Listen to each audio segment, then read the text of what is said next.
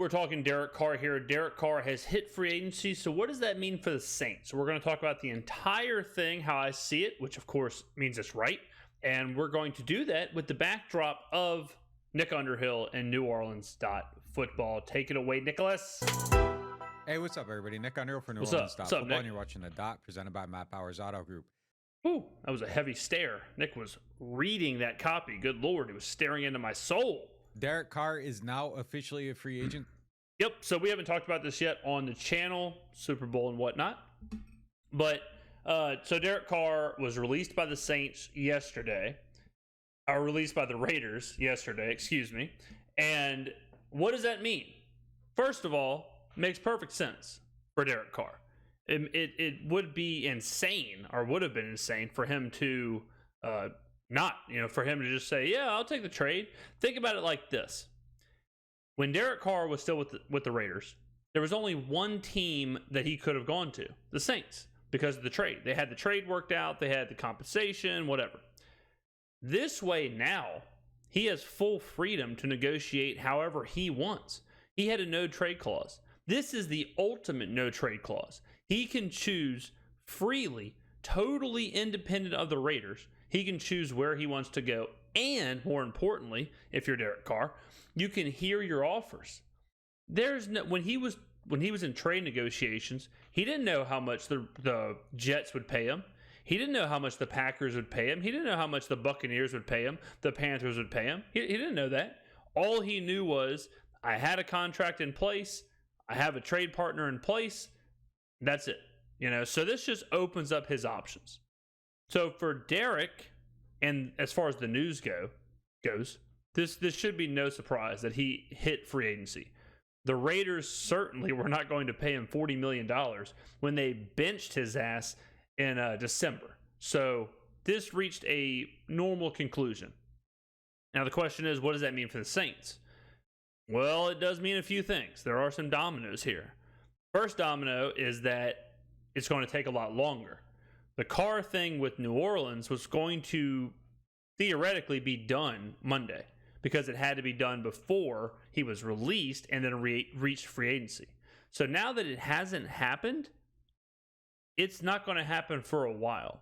Carr's going to have to talk to all the other teams. He's going to have to get all the other offers, and those teams are waiting on other quarterbacks. Quarterbacks like Aaron Rodgers, who's currently in a 4-day darkness retreat in some cave. The Jets aren't going to go sign Derek Carr if the Jets think they can trade for Aaron Rodgers, right? Lamar Jackson's still out there. If Lamar Jackson signs with Carolina, see ya. Carolina no longer is in the Derek Carr sweepstakes, right? So it changes the dynamic of the entire quarterback landscape. I think Derek Carr is probably... he's probably the third or fourth domino. I think Rodgers is 1. Lamar is probably 2. Garoppolo is probably 3. And then Carr is probably 4. I'm not ranking them as far as like who I think is the best. I'm ranking them in who I think the most amount of teams are interested in. The most amount of teams being interested in somebody makes a difference, because if 5 teams are in on Aaron Rodgers and Rodgers goes to the Jets, that's 4 teams who A, need a quarterback, and B, their top choice got ripped from them, so they're even more desperate. The Saints aren't that desperate, I don't think. I think the Saints would like to have Carr, but they're not so desperate to go and overpay for a quarterback. I've said for weeks now that I think Andy Dalton will probably end up being the quarterback.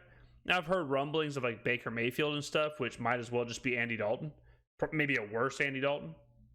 So I don't think the Saints are as desperate as Atlanta, or as desperate as Carolina, or as desperate as the Jets, or teams like that. So we're going to have to be patient.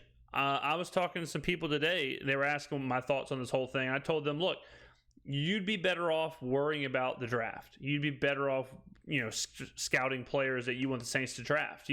The Derek Carr news, like the 24-hour cycle of, is Carr in Metairie? Is Carr eating dinner in Mid-City? Is Carr, with Dennis Allen right now?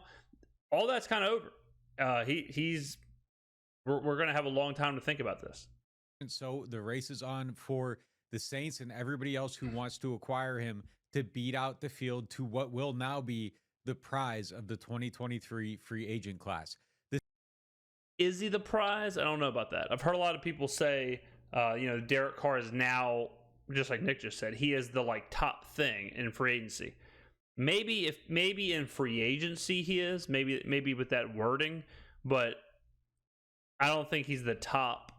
Derek Carr is a really interesting player. I mean, I've talked about him at length on this channel, but I've heard from people that the Jets have him behind Jimmy Garoppolo in who they want. They want Rodgers, Garoppolo, and then Carr, which is interesting because I've got other people telling me Carr is worth $40 million. But if the Jets, I'm not saying the Jets are the end-all be-all, but if they have Garoppolo ranked higher than him, Carr's a very interesting player. He's very similar to me as far as like value. He's similar to me to like Kirk Cousins, his value when Cousins went to Minnesota. He's very polarizing. The Saints set the bar by beating everybody to the punch by bringing Carr in on a visit while he was still under contract with the Raiders, but they ultimately were not able to reach an agreement that would allow Carr to be traded from Las Vegas to the Saints. Oh, yeah, this was another part. So part of the Saints situation with Carr, again, sources are saying that Loomis wanted Carr to restructure his deal. Now, what that meant, the details of that, how Loomis was going to, do the whole pay structure, I don't know.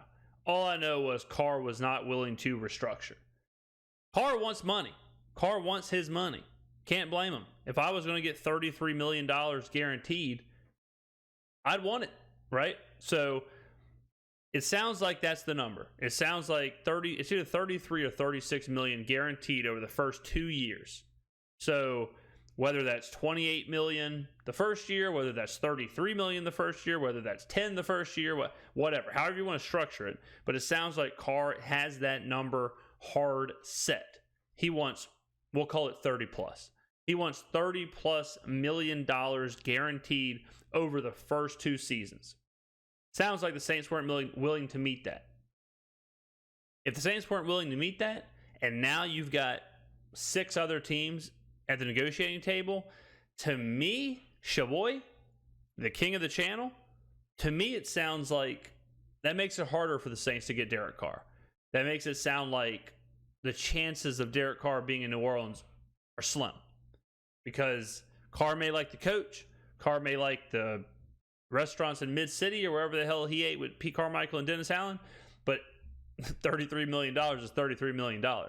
And I will go ahead and tell you this, Carolina and the Jets are way desperate for a quarterback. I think those 2 teams are the teams you got to really watch for, maybe not Carolina with Rodgers, but I can see the Jets trading a lot for Aaron Rodgers, and I can see Carolina giving a lot of money to someone like Derek Carr. So I think this puts the Saints behind the proverbial 8 ball. Turn that deal down. The Saints made their offer. It wasn't quite what he was looking for. So now there is at least a bar set. Will the other teams meet the price the Saints put on Carr?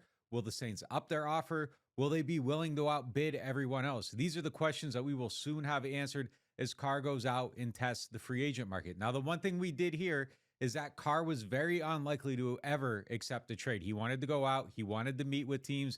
He wanted to know what his market was going to be. Yeah, sure. But he did meet with the Saints, and that does mean something. And everything we heard about that meeting was positive. Carr enjoyed his time with the Saints. The Saints enjoyed their time with Carr. But now they actually have to have that mean something and strike a deal. Yeah, this is the complicated part, right? Because Carr didn't like his time in New Orleans enough to restructure his deal. If he would have, he'd be a Saint, right? If he would have accepted their offer, he'd be a Saint. Bottom line. You'd have to assume the Saints gave him their best offer. So the Saints aren't going to like up their offer all of a sudden just because the Panthers do or the Jets do.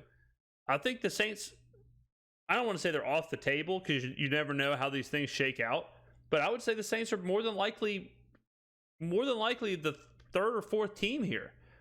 They had him. They had him in the city. They had everything in place. The only thing they had to figure out was the salary, was the contract. Trade compensation was settled. Second interview, like the city, whatever. The only thing they were talking about was his contract. And that's the main thing that all these other teams now, that's the only thing they're talking about. So if the Saints already came up short with the contract, they're definitely going to come up short now that they have 6 competitors. So, it doesn't look good, I don't think, for the Saints. If they don't get Carr, the options at quarterback this offseason are going to be a little bit shaky. Jimmy Garoppolo is going to be a free agent, and the team also does have a draft pick in the first round, although it is at the end of the first round, and that is not typically where you find immediate quarterback help. So their best option this offseason, barring something crazy like a trade for Lamar Jackson, would be acquiring Derek Carr and getting a quarterback in here who at least can set a higher bar than the team had last season. Yeah, I mean, y'all know my stance on this whole thing. I'm not a big Carr guy. I think we dodged a bullet. I mean, I think the Saints dodged a bullet here. Maybe, because of other factors, but we're not. It doesn't look like we're giving Derek Carr $40 million. It doesn't look like we're giving him $35 million guaranteed over the first 2 years. So whether we have Baker Mayfield or Andy Dalton or Jimmy Garoppolo or whatever, however it shakes out, if we can put some of that money and some of that effort and some of that off-season, voodoo onto defensive linemen, linebackers, secondary players, running back room, wide receivers, if we can do all that, I think we're fine, guys. Like, I think I'm optimistic today. I'm optimistic today about next season. As of right now, we can win the division with Andy Dalton, with Baker Mayfield, with Jimmy Garoppolo. We can win the division, and that's a good place to be. Winning the division, that's not irrelevant. That's not a dumpster dweller. Getting the team better to then, whether that's develop a quarterback or trade for a quarterback or get someone in free agency, that's fine. Just because we want a quarterback, and trust me, I want a quarterback as bad as anybody. I want that franchise guy. But just because you want the franchise quarterback doesn't mean A, that he's out there, or B, you have to go get it right now. It doesn't work like that. Do y'all think that Derek Carr is a franchise quarterback? Do y'all think Baker Mayfield, Jimmy Garoppolo, do you think these guys are franchise quarterbacks? Do y'all think Hendon Hooker or Anthony Richardson is a franchise quarterback? No. Anthony Richardson might be, but not for another couple years. Is Anthony Richardson any better than Malik Willis right now?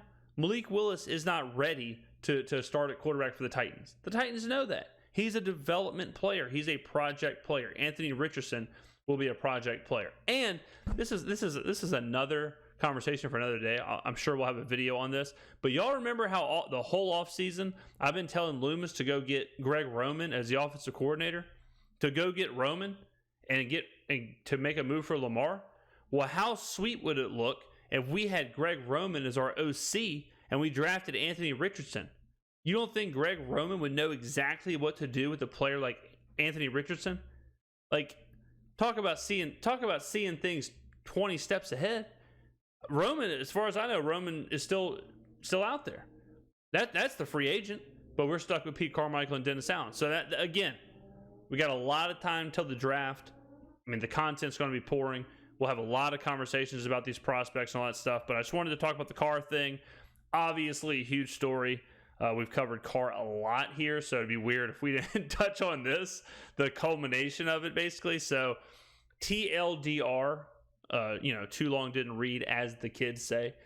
TLDR, I think it's good for the Saints. I think it makes perfect sense for Carr to test free agency. I think a team will overpay for Carr. It is a quarterback on the free agent market that tends to be a place where people overpay. I don't see Loomis overpaying. Carr already turned down our offer. So, again, I'm not saying the Saints are eliminated from the Carr sweepstakes, but to me, out of sight, out of mind. We move on to the draft. We move on to other players. So, we'll talk about some other options moving forward. But thank you guys. Let me know in the comments below. What do you think? What do you think about the news? Are you surprised Carr entered free agency? Where do you think he'll go? What does this mean now for the Saints? You tell me in the comments what you think. Was I right? Was I wrong? I think we all know the answer there. Thank you very much for watching, guys. New Orleans.football. All their stuff will be in the description. Nick Underhill and whatnot. Those beautiful eyes staring at me. All of his information will be in the description below. If you want to go watch their video and their content, I would recommend doing that. So thank you guys for watching. See you next time.